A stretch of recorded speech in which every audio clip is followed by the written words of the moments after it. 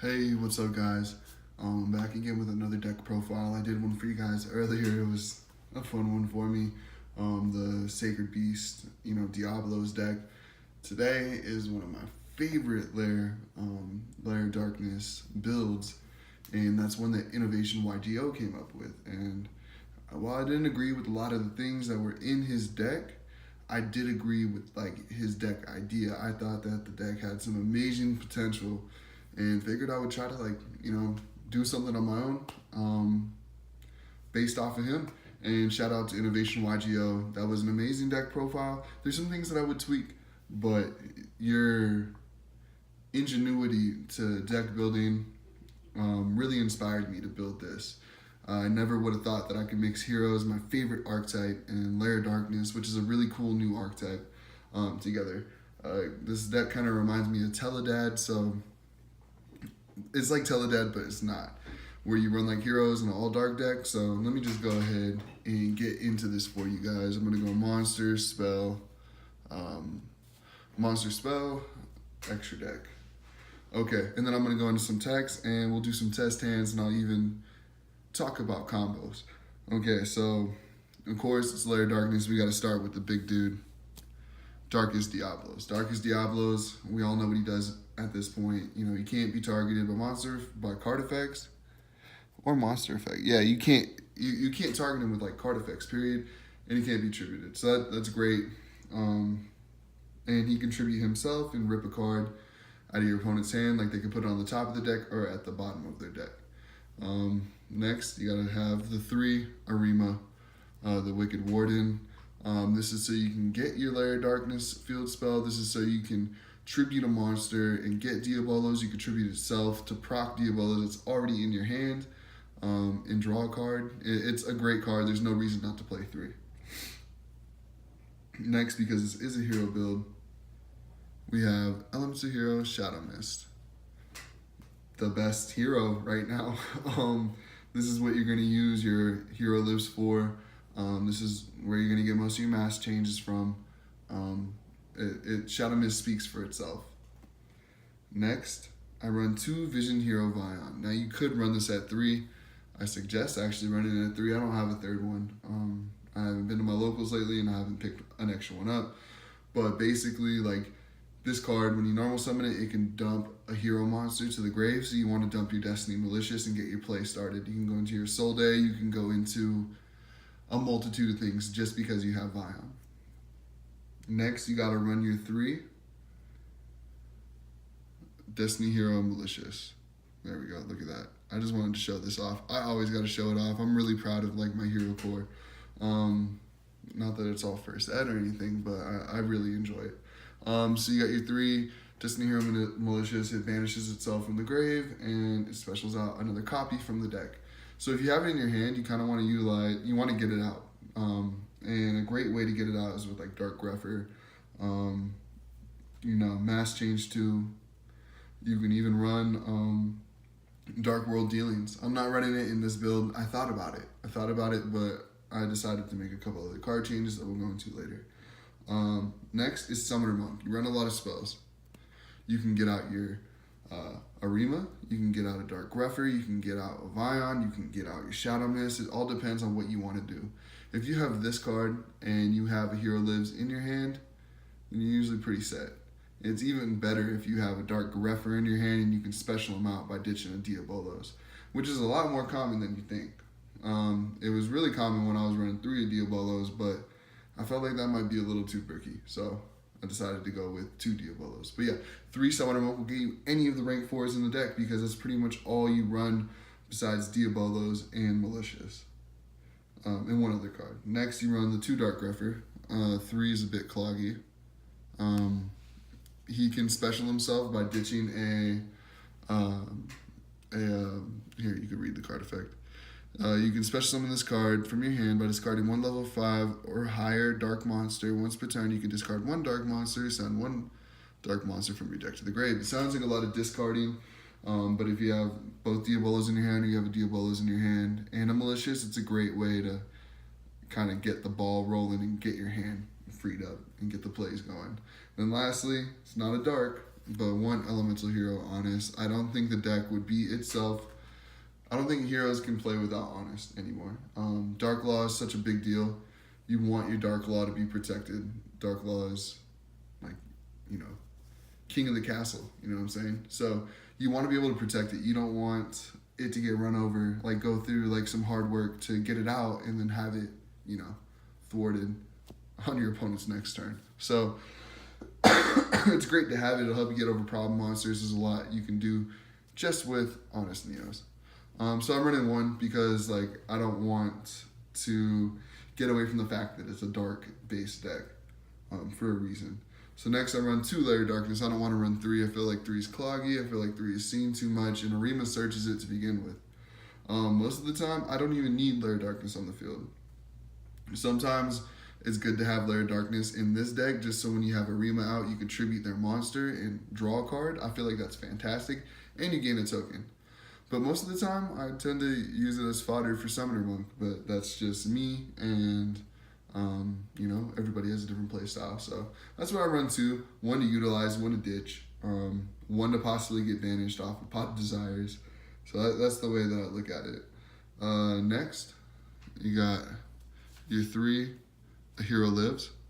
A Hero Lives speaks for itself. Pay half your life points, special summon a elemental hero monster from your deck, and that monster will always be Shadow Mist because it's the only elemental hero monster besides honest Neos that you're running. I always thought it was weird that the Unlimited had this little dot. You know what I'm saying? Like I have another one like that. So yeah, Hero Lives speaks for itself. Next, because you got a Hero Lives, 3 Hero Lives, you got to run 3 Mass Change.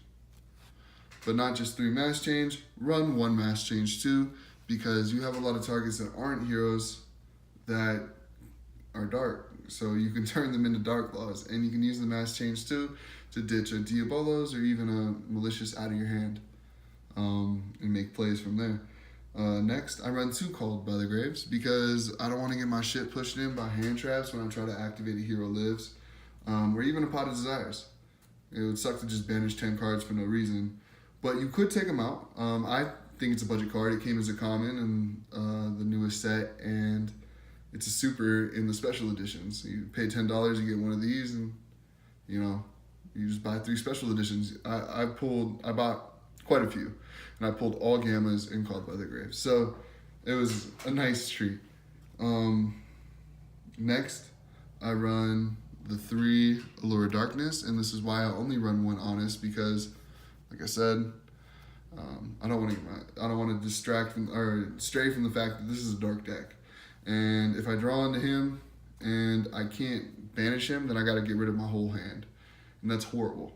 So 3 Allure Darkness is great though. Draw 2, banish 1 dark from your hand. I think it's very good. Next is 2 Pot of Desires, a card that I've had a love-hate relationship, mostly hate relationship with since it came out, or since I even owned it. It's a necessity, and so you can dig deeper, try to get your mass changes, try to get your Hero Lives, try to get to any of the cards that you need. I think it's an absolute must, and only activate it when you need to. Don't just activate it because you can add 2 more cards in your hand first turn when you haven't started any of your plays. Otherwise, you can banish your Malicious, or you can banish both your Vions. You kind of like screw up your combos from there. So activate it when you need it. You can still activate it first turn if you need it.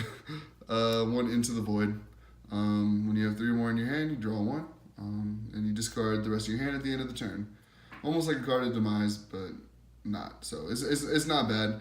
I like it. Just more draw power. Next, or fodder, of course, for Summoner Monk. Next, 2 Scapegoats, because Scapegoats make tokens, and tokens make Firewall. They make Skull Dread. They make Borreload. They make Decode Talker, and they make all the links. So why not run 2? Because there's going to be times that you only have a Dark Law on the field. I don't like this sleeve. It's kind of scratched up in the front.